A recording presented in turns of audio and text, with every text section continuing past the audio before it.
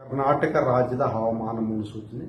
ಇಂದು ಕರ್ನಾಟಕದ ಕರಾವಳಿ ಜಿಲ್ಲೆಗಳಲ್ಲಿ ವ್ಯಾಪಕ ಮಳೆಯಾಗಿದ್ದು, ಉತ್ತರ ಹಾಗೂ ದಕ್ಷಿಣ ಒಳನಾಡಿನಲ್ಲಿ ಹಲವು ಕಡೆ ಮಳೆಯಾಗಿದೆ. ಮುಖ್ಯವಾಗಿ ಗೆರಸಪ್ಪ ಉತ್ತರ ಕನ್ನಡ ಜಿಲ್ಲೆಯಲ್ಲಿ 8 ಸೆಂಟಿಮೀಟರ್ ಮಳೆಯಾಗಿದೆ.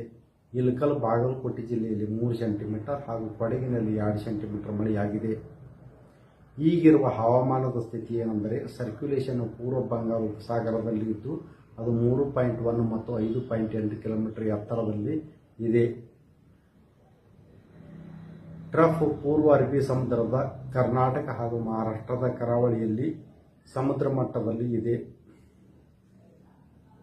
ಇದರ ಪ್ರಭಾವದಿಂದ ಕರ್ನಾಟಕದ ಕರಾವಳಿ ಜಿಲ್ಲೆಗಳಲ್ಲಿ ಹಾಗೂ ದಕ್ಷಿಣ ಒಳನಾಡಿನಲ್ಲಿ ದಿನಾಂಕ 22ರಿಂದ 26ರವರೆಗೆ ವ್ಯಾಪಕ ಮಳೆಯಾಗುವ ಸಾಧ್ಯತೆ ಇದ್ದು, ಉತ್ತರ ಒಳನಾಡಿನಲ್ಲಿ ಹಲವು ಕಡೆ ಮಳೆಯಾಗುವ ಹೆಚ್ಚಿನ ಸಾಧ್ಯತೆ ಇದೆ. ಉತ್ತರ ಕನ್ನಡ, ಉಡುಪಿ, ದಕ್ಷಿಣ ಕನ್ನಡ, ಶಿವಮೊಗ್ಗ, ಚಿಕ್ಕಮಗಳೂರು, ಹಾಸನ ಹಾಗೂ ಕೊಡಗು ಜಿಲ್ಲೆಗಳ ಕೆಲವು ಕಡೆ ದಿನಾಂಕ 22ರಿಂದ 25ರವರೆಗೆ ಅತಿ ಭಾರಿ ಹಾಗೂ ಅತ್ಯಂತ ಭಾರಿ ಮಳೆಯಾಗುವ ಸಾಧ್ಯತೆ ಇದ್ದು, ರೆಡ್ ಅಲರ್ಟ್ ಅನ್ನು ಘೋಷಿಸಲಾಗಿದೆ.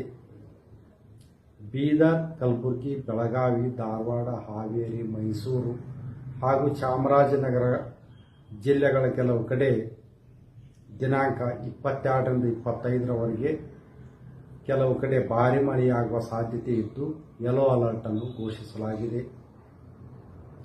ಮಳೆಯ ಜೊತೆಗೆ ಗುಡುಗು ಹಾಗೂ ಮಿಂಚು ಇರುವ ಸಾಧ್ಯತೆ ಇದ್ದು, ಗಾಳಿಯ ವೇಗ ಪ್ರತಿ ಗಂಟೆಗೆ 40ರಿಂದ 50 ಕಿಲೋಮೀಟರ್ ಇರುವ ಹೆಚ್ಚಿನ ಸಾಧ್ಯತೆ ಇದೆ. ಕರ್ನಾಟಕದ ಕರಾವಳಿಯ ಅರಬ್ಬಿ ಸಮುದ್ರದಲ್ಲಿ ಗಾಳಿಯ ವೇಗ ಪ್ರತಿ ಗಂಟೆಗೆ 45ರಿಂದ 55 ಕಿಲೋಮೀಟರ್ ಇರುವ ಹೆಚ್ಚಿನ ಸಾಧ್ಯತೆ ಇದ್ದು, ಮೀನುಗಾರರು ದಿನಾಂಕ 22ರಿಂದ 26ರವರೆಗೆ ಸಮುದ್ರಕ್ಕೆ ಇಳಿಯಬಾರದೆಂದು ಎಚ್ಚರಿಸಲಾಗಿದೆ. ಬೆಂಗಳೂರಿನಲ್ಲಿ ದಿನಾಂಕ 22ರಿಂದ 26ರವರೆಗೆ ಮಳೆಯಾಗುವ ಹೆಚ್ಚಿನ ಸಾಧ್ಯತೆ